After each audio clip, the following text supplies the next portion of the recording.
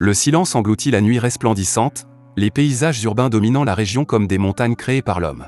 La nuit est calme, sereine, c'est le moment idéal pour Kao Yamori, 14 ans, de se promener silencieusement dans son quartier. C'est la première fois qu'il sort la nuit sans en parler à personne. Le garçon a eu du mal à dormir ces derniers temps, il se sent donc comme chez lui pendant ces heures. C'est exactement là où j'appartiens. Tout en savourant sa solitude dans la balançoire, il se souvient du moment où quelqu'un lui a avoué. C'était une lettre d'amour dans son casier, et la fille lui a dit qu'elle l'aimait juste après les cours. Yamori l'a carrément rejeté. Mais ce n'est pas elle, c'est lui, il ne pouvait tout simplement pas comprendre le concept de sortir ensemble, le concept d'aimer ou de ne pas aimer quelqu'un. Ses amis l'ont confronté, mais tout ce qu'il pouvait faire était de s'excuser. Il ne comprend pas et ne peut pas être dérangé. Au moins, il ne l'a pas entraîné. C'est pire que le rejet.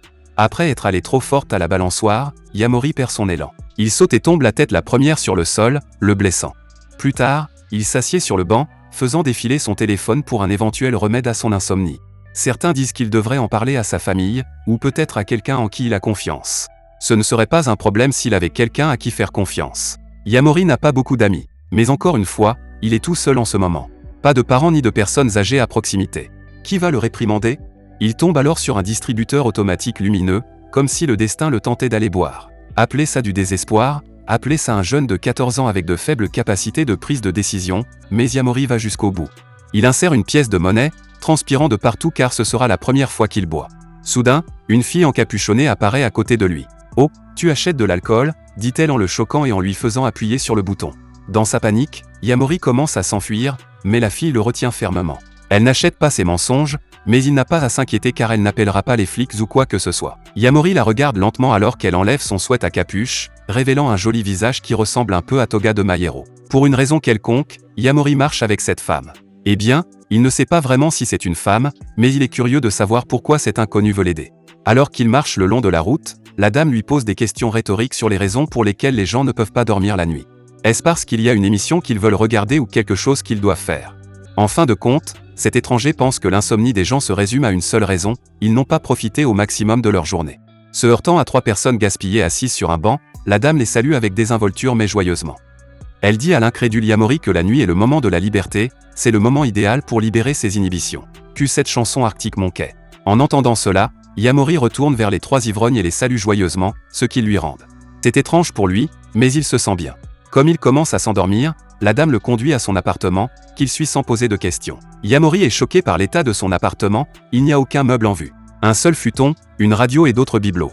Elle enlève ensuite son sweat à capuche, révélant sa petite silhouette. Il est trop abasourdi pour parler, et en même temps, un danger étranger est finalement revenu du magasin alors que Yamori commence à s'inquiéter de ce que cette dame pourrait lui faire. Yamori essaie à nouveau de s'enfuir, mais la dame le retient à nouveau et promet que ce ne sera qu'un pourboire. La pointe de quoi, exactement? Puisqu'il a déjà creusé sa tombe, Yamori a juste continué et s'y est allongé, dormant avec cette femme bizarre. En fait, il n'arrive pas à dormir et elle ne fait que le regarder. Pour en finir avec cette chair de poule, il fait juste semblant de s'assoupir puisqu'il est doué pour faire semblant. Quelques instants plus tard, elle continue de vérifier s'il est déjà perdu au pays des rêves. Lorsqu'elle n'entend pas de réponse de sa part, elle sent que le moment est venu pour son plan diabolique de se dérouler. Elle ne peut plus attendre. Alors que ses instincts animaux commencent à s'exploiter, les griffes de la dame saisissent les couvertures et ses crocs acérés. Oh, oui, elle a des crocs, jaillissent de sa bouche. Elle fait de son mieux pour ne pas réveiller Yamori, mais en même temps, sa soif de sang met tout le reste en elle dans la stupeur. Petit à petit, elle s'approche du cou de Yamori, et en un instant, ses crocs s'enfoncent profondément dans ses veines. Sa faim est bientôt rassasiée. Alors qu'elle savoure le goût du garçon, la vampire ne remarque pas que Yamori est réveillé. Il allume les lumières et se tient le cou. Il y a du sang dans sa main. La femme se défend rapidement en disant qu'il y a un moustique géant qui l'a piqué.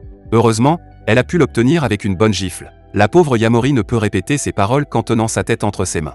Il demande s'il est un vampire, et comme les preuves sont déjà contre elle, elle l'admet. Terrifiée, Yamori conclut qu'il en est un maintenant aussi, mais elle réfute cela. Elle a juste sucé son sang pour manger, pas pour faire une progéniture. Imaginez avoir un nouveau membre de la famille à chaque fois que vous sucez du sang, ce serait gênant. Bien sûr, certains vampires créent leur progéniture, mais elle n'aime pas ce genre de choses. Pourtant, Yamori maintient sa question, pourquoi n'est-il pas un vampire?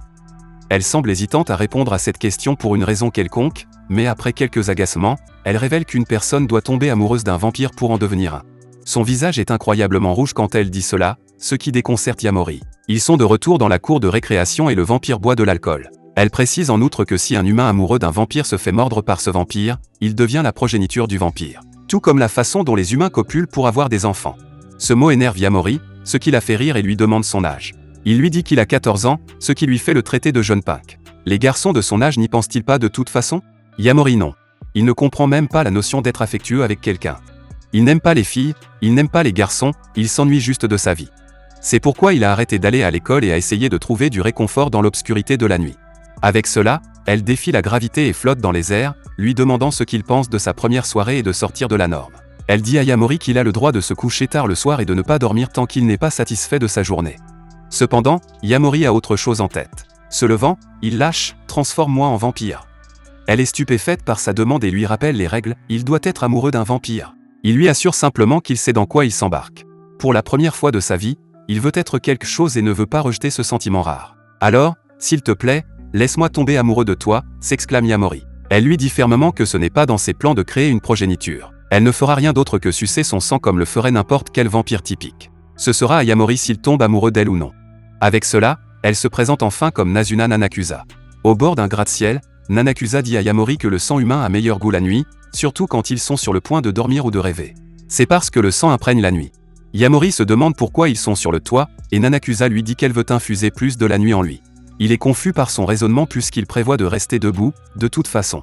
Afin d'infuser du sang avec la nuit, en d'autres termes, de rester debout tard, vous ne pouvez pas simplement rester éveillé, dit Nanakusa alors qu'elle se dirige vers lui. Sans avertissement, elle donne un coup de pied au Yamori confus du rebord. Je vais t'apprendre ce que signifie profiter de la nuit.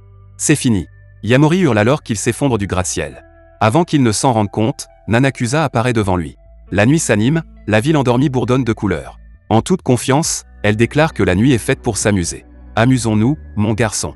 Portant le style nuptial Yamori, Nanakusa vole à travers la ville. Peu importe où Yamori regardait, la beauté était abondante, Nanakusa vole même à l'envers pour qu'il puisse tout voir sous un nouvel angle. Yamori ne regrette pas d'avoir répondu à l'appel de la nuit. La nuit suivante, Yamori et Nanakusa se retrouvent à l'aire de jeu. Encore une fois, ils passent en revue les conditions nécessaires au pipeline humain-vampire. Nous connaissons l'exercice, n'est-ce pas? Humain amoureux d'un vampire plus le vampire buvant 2 égale progéniture de vampire. Nanakusa pense que boire du sang d'un humain peut être considéré comme obtenir de la nourriture et copuler en même temps. Yamori en est toujours troublé, lui demandant pourquoi elle utilise ce mot.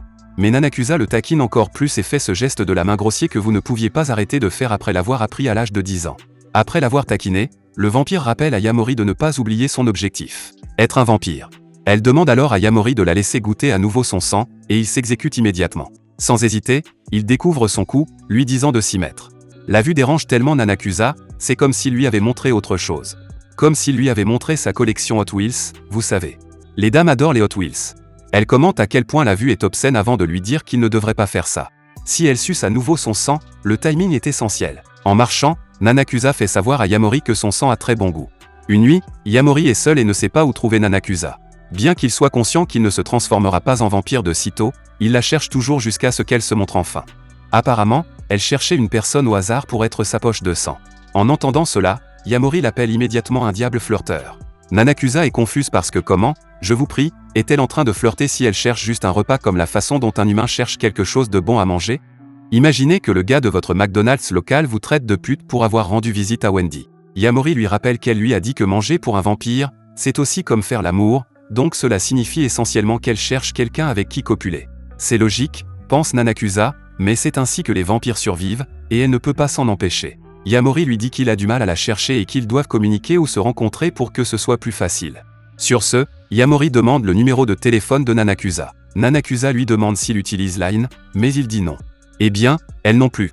Elle n'a même pas de téléphone de nos jours. Cependant, elle se souvient de quelque chose qu'elle a dans son appartement. En fouillant dans ses affaires, elle trouve un téléphone qui ressemble à un beeper qu'elle a acheté il y a de nombreuses années. Bon sang, ça ressemble à un grattoir à glace. Mon Dieu, je me sens vieux. Quoi qu'il en soit, le problème est presque résolu, mais elle n'aimerait pas trimballer un objet aussi énorme tout en chassant sa proie. Elle n'a jamais osé acheter un nouveau téléphone car il changeait périodiquement. Elle pense également que ce n'est pas utile pour un vampire comme elle. Fatiguée de sa chasse alimentaire, elle se repose dans son futon. Elle se demande pourquoi il ne fait que la regarder, alors elle l'invitait de manière séduisante à la rejoindre. Sans hésiter, il s'allonge à côté d'elle mais ne la laisse pas sucer son sang. Nanakusa proteste contre cela, mais Yamori explique que même si elle suce son sang, il ne sera pas un vampire. Si elle le veut tellement, alors pourquoi ne peut-elle pas simplement chercher quelqu'un d'autre puisqu'elle peut le faire de toute façon? Nanakusa devient un peu rouge et admet timidement qu'elle ne cherchait personne d'autre mais qu'elle le cherchait en fait. Elle admet qu'il est difficile de trouver quelqu'un avec du sang aussi savoureux que le sien. En entendant cela, Yamori adoucit et abaisse le col de sa veste pour que Nanakusa puisse boire un délicieux verre de son sang. Peu de temps après, Nanakusa s'endort. À un moment donné, Yamori se sent soulagé non pas parce que son sang est savoureux, mais parce qu'il sait qu'ils ressentent la même chose. La raison importait peu, il voulait juste la voir. La nuit suivante, Yamori se précipite le long des routes et des ruelles, essayant de retrouver Nanakusa jusqu'à ce qu'ils se rencontrent dans le parc. De leur configuration de cache-cache, Yamori présente avec enthousiasme un émetteur-récepteur pour montre-bracelet. En y regardant attentivement, Nanakusa devient plus captivé car ils peuvent aussi jouer avec eux. Jouer n'est pas le véritable objectif, mais oui, bien sûr. Yamori se souvient alors qu'il a également acheté un émetteur-récepteur quand il était enfant pour jouer avec eux. Vous avez des amis ? Vous ne pouvez pas jouer avec des émetteurs-récepteurs si vous n'avez pas d'amis, dit froidement Nanakusa. Il se souvient ensuite qu'à l'âge de 9 ans, il a acheté une paire d'émetteurs-récepteurs, mais ne savait pas comment jouer avec. Après avoir longuement réfléchi, il en a choisi un quelque part où il pourrait être facilement trouvé. Il a pensé qu'il serait intéressant de communiquer avec celui qui l'a trouvé. Il n'a pas reçu de signal au bout d'un moment, et lorsqu'il est revenu le chercher, il était déjà parti. Cela signifie que s'il l'appelait, quelqu'un le décrocherait. Cependant, il n'a jamais passé l'appel et a simplement décidé d'attendre. Nanakusa rit à quel point Yamori est boiteux et rit même plus fort quand Yamori montre qu'il porte la triste petite montre d'il y a des années. Ils décident tous les deux de faire un test car Nanakusa porte l'une des montres. Elle saute du sol, laissant Yamori la retrouver. Seul dans le vide immense et silencieux, Yamori pense que ce n'est pas si triste d'être seul. Parfois, c'est encore plus solitaire quand vous êtes entouré de gens. Décidant qu'il est temps de passer l'appel, Yamori se prépare car il n'a jamais expérimenté appuyer sur le bouton d'appel auparavant. Il n'utilise même pas son téléphone et ne contacte personne. Pour une raison quelconque, cela le rend nerveux. En entendant ce bruit statique juste après avoir appuyé sur le bouton, il est convaincu que Nanakusa est à moins de 150 mètres. Il se salue de la manière la plus maladroite et plaisante sur le fait d'apercevoir des ennemis. Yamori s'amuse tellement avec ses émetteurs-récepteurs qu'il pense qu'il ressemble à ces couples qui viennent de commencer à se fréquenter. « J'espère que je tomberai bientôt amoureux de toi », s'exclame Yamori, mais à ce stade, Nanakusa ne peut que penser à quel point son sang serait encore plus savoureux ce soir. Comme ils le font toujours, Nanakusa porte Yamori dans ses bras et s'envole vers le ciel, profitant de chaque instant fugace alors que la brise les porte. Peu de temps après, ils atteignent leur destination, l'école de Yamori. Eh bien, le toit, pour être exact. C'est la première fois que Yamori vient à son école la nuit, bien qu'il ne l'ait pas vue depuis un bon moment, même pendant la journée. Mais l'idée que personne ne soit là est rassurante. Nanakusa remarque que la nuit change notre point de vue sur les choses. Comme en ce moment, l'école qu'il déteste tant ne semble pas si mal. Tout en savourant le moment, Nanakusa s'approche doucement de Yamori et prend une bouchée du sang sucré sur son cou.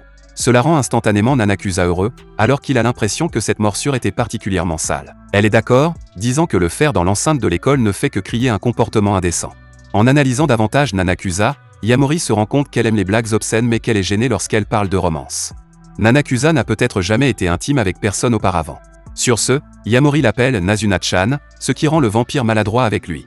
Il dit qu'il veut qu'ils soient proches et forment une amitié. « Vous n'avez même pas d'amis », déclare-t-elle. « Eh bien, peut-être serez-vous le premier, Nanakusa. » Le soleil est sur le point de se lever et Yamori est sur le chemin du retour. Il s'arrête au milieu de la route, pensant à ce qui aurait pu arriver à l'autre émetteur-récepteur qu'il avait caché à l'époque. Peu de temps après, l'ancien émetteur-récepteur reçoit une statique. Yamori est surpris par cela et pense que c'est celui lié à Nanakusa. Mais il a tort. C'est en fait l'ancien. Avant qu'il ne puisse réagir, une fille derrière elle appelle son nom. « Que faites-vous » demande-t-elle. « Akira » dit Yamori d'un ton surpris. Nous sommes ensuite passés à une autre nuit partagée entre le duo sur un autre rooftop. Nanakusa demande à Yamori s'il n'a vraiment pas d'amis. Yamori répond qu'il avait un camarade de jeu avant, mais c'est tout. Il ne sait pas à partir de quel point les gens sont des amis. Étant donné que vous ne pouvez pas leur demander et que vous n'êtes plus en contact depuis longtemps, pouvez-vous supposer qu'ils sont vos amis ? Yamori réfléchit profondément à cela et se rend compte qu'il a peut-être acheté l'émetteur-récepteur parce qu'il voulait communiquer avec quelqu'un. De retour à Yamori et Akira, le garçon est perplexe en la voyant avec son émetteur-récepteur perdu. Elle explique qu'elle ne l'a jamais jeté depuis qu'il le lui a donné. Ils étaient toujours dans des classes différentes et Yamori est devenu extraverti en 6e. Elle a attendu une chance de lui parler à nouveau, mais cela ne s'est jamais produit.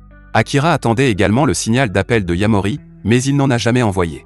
Comme Yamori n'est pas allé à l'école ces derniers temps, elle a décidé de l'appeler via l'émetteur-récepteur. Yamori demande s'il a remis l'émetteur-récepteur à Akira, et elle répond non. Cependant, il l'a laissé dans leur boîte aux lettres, ce qui lui a donné l'idée que c'était pour elle, et elle l'a vraiment apprécié. En le voyant maintenant, Akira est contente que Yamori se porte bien, même si elle s'inquiète pour lui depuis qu'il est son ami. Pourquoi cela laisse-t-il un goût amer dans la bouche de Yamori ? Avec le recul, Akira a toujours été gentille avec lui.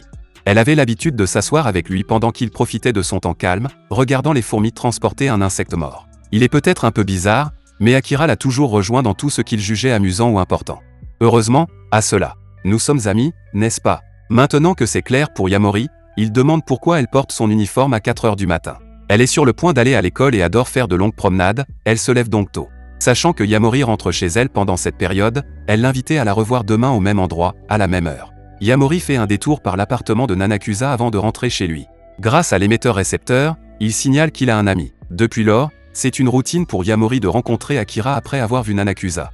L'effet secondaire de cela est qu'il quitte le côté de Nanakusa plus tôt qu'avant. Le vampire soupçonne qu'il voit une autre femme mais ne croit pas vraiment ces spéculations car il est peu probable que Yamori ait même des amis. Traîner avec Akira est paisible et banal.